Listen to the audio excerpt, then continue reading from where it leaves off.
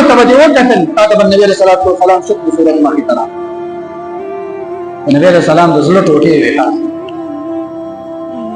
مینا محبت یې وګوره دغه عمر فاروق رضی الله تعالی عنہ دی یو ځل په منبر باندې ناشته په منبر باندې امیر المؤمنین ته مسلمانانو دویم خلیفہ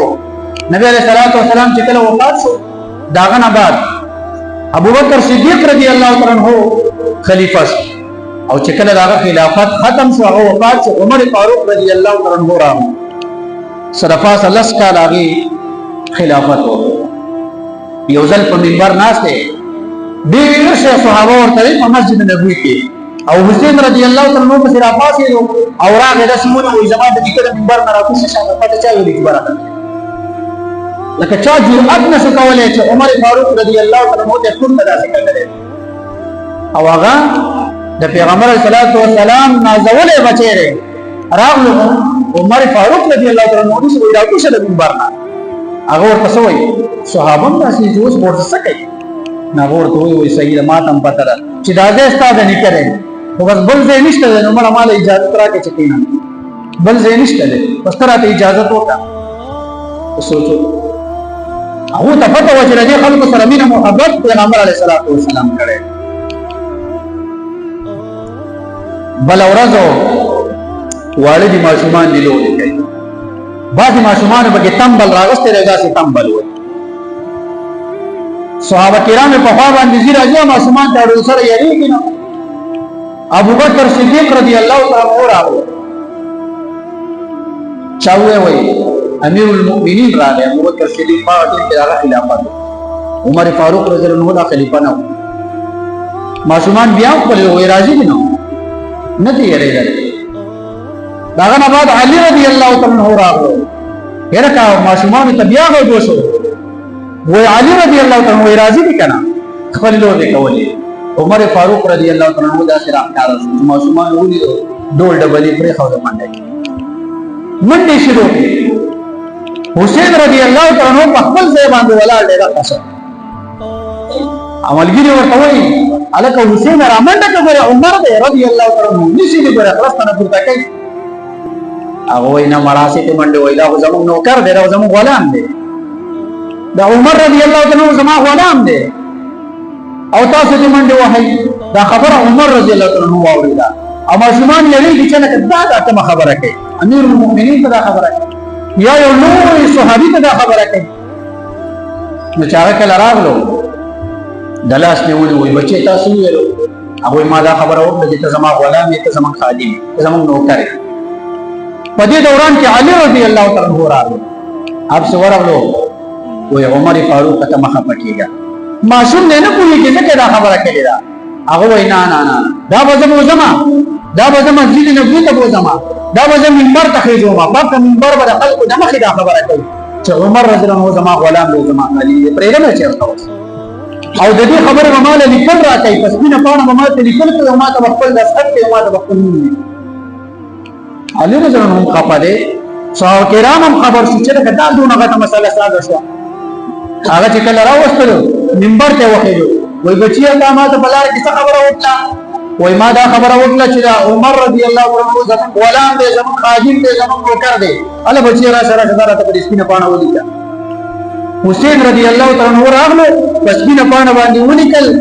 وای دا عمر رضی الله عنه زمون غلام دی زمون خادم دی زمون نوکر دی نو خپل دسخط وکړه دسخط یې ورته وکړه به په تنظیم باندې خپل کوی وزا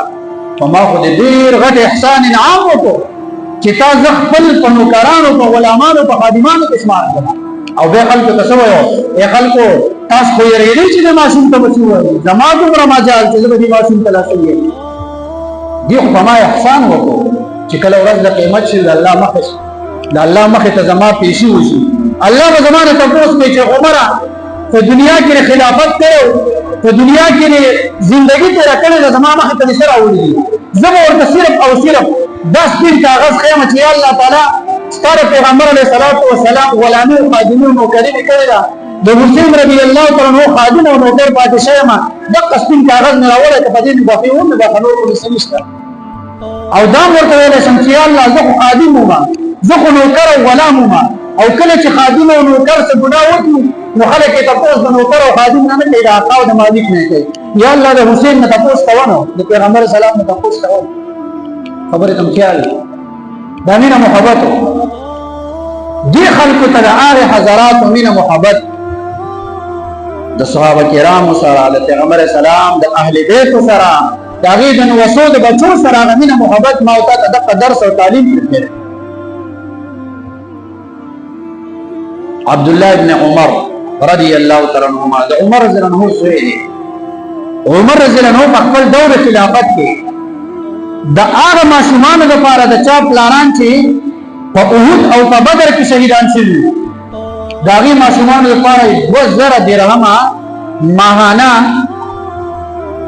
هغه مقرر کړل چې دوی ته به 2000 درهمه میلاویږي. شهیدان پلاران شهیدان دی او دوی یتیمانان ماشومان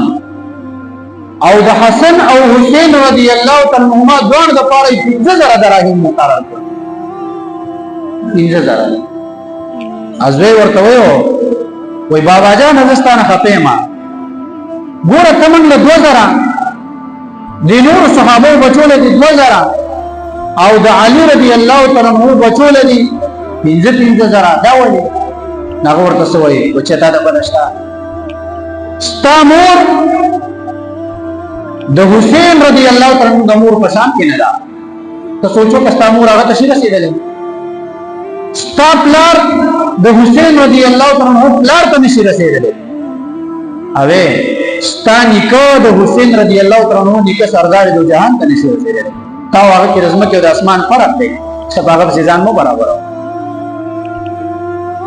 دا مناقب او فضایل د حسین رضی الله تعالی عنہ د دې وجې نه بیان کړل چې په دې میاشت کې دغه حضرت حسین رضی الله تعالی عنہ ډېر په بې دردۍ سره هغه شهید شوی د کربلا په میدان. د علي رضی الله تعالی عنہ څلورم خلیفه دی. کله چې هغه خلافت ختم شو نو یزید خلافت و سنبال کو. حضرت امیر معاویه رضی الله تعالی عنہ 19 کال امیر معاویه رضی الله تعالی عنہ خلافت وکړ. 19 کال چې کله د هغې خلافت په ختمېدو شو پته ورته ولګېدله چې زه وفات کېږم بیمار، نو خپل بچي د یزید په باره کې لیکل وکړه چې زمان آباد به یزید، زمان آباد به څوک یزید. خو د دې نه مخکې چې کله امیر معاویه رضی الله تعالی عنہ وفات شو د هغې نه مخکې حضرت علي رضی الله تعالی عنہ په بې دردۍ سره د کوفې خلکو شهید کړی و. حسن رضی الله تعالی عنہ چې د نبی علیه الصلاۃ والسلام مشر نو سه د علي رضی الله عنه مشر دی، هغه دغه کوفې والا په څه طریقه بوتله او په زار په ډوړۍ کې ورزار ورتلی واغې شهید کړ. او چې کله یزید حکومت سنبال کو، خلافت سنبال کو، نو طریقه داسې وه چې د هغو سوچ او فکر دا و چې زمون نه بعد به اوس دا حکومت او خلافت دا څوک نه اخلي، دا به زموږ په خاندان کې چلېږي بس. حالانکه طریقه دا نه ده، طریقه دا نه ده. ابوبکر صدیق رضی الله تعالی عنہ علیه السلام د خپل ځانه بعد بغیر د اختلاف پر مسلمانانو خلیفہ جوړ شو، او عمر فاروق رضی الله تعالی عنہ هم مسلمانانو په مشورې سره ټاکل شو، او دغه رنګ عثمان رضی الله تعالی عنہ دا علي رضی الله تعالی عنہ مشر چې راځي دا مشوره باندې راځي، دا په ووټ باندې راځي، دا به فرای باندې راځي. او سړی د چا مبارک ډېر زیات رای مخکې کې چې دا سړی د زموږ مشر شي خبره ده، او دغه رای او دغه مشوره نه اخیستله. ترتیب یې څه جوړ کړو چې نن زه یم سبا له به مې بچی دی به مې نوسی، داسې طریقه به روان او دا طریقه د مسلمانانو ونو. خلافت د علي رضی الله تعالی عنہ پورې راغلی دی، اخوا بیا باچاهت او سلطنت وغیره دغه شی شروع شو. یزید او جواب راولېږو د مدینې منورې گورنر ته چې هلکه دقلته کې 2 کسان دي، عبدالله ابن زبیر او یو دی حضرت حسین رضی الله تعالی. دا دواړه زما خلافت او زما مشري نه مني، لہذا دوی راونیسه او دوی ته ووایه چې زما سره بیعت وکړي، او که زما سره چېرته بیعت نه کوي نو بیا یې قتل کړه. عبدالله ابن زبیر چې کله رضی الله تعالی عنهما چې کله خبر شو ډایرکټ لاړو مکې ته، مدینه پرېښودله. او په دغه ټیم کې مروان ابن حاتم گورنر هغه راوستو، نایب گورنر هغه راوغوښتلو ورته ویلو وای دا حسین رضی الله تعالی عنہ راولا غیونی چې کله راوستر ورته وای د یزید په لاس باندې بیعت وکړه وای زه داغه مشالي نه منم د مسلمانانو په مشوره او پرای راغله نه دی ولې ومنم نه تسلیمو ما خچ نه مانی وګوره یو خبره واوره سر به پکې خوري هغه ورته خیر دې مال یو سورج مهلت راکړه زه به مشوره کوم تاسو له جواب درکوم مهلت دی واغستلو دا خزینه د نبی علیه الصلاۃ والسلام خار د دې وجه نه پرې خو د مدینه منوره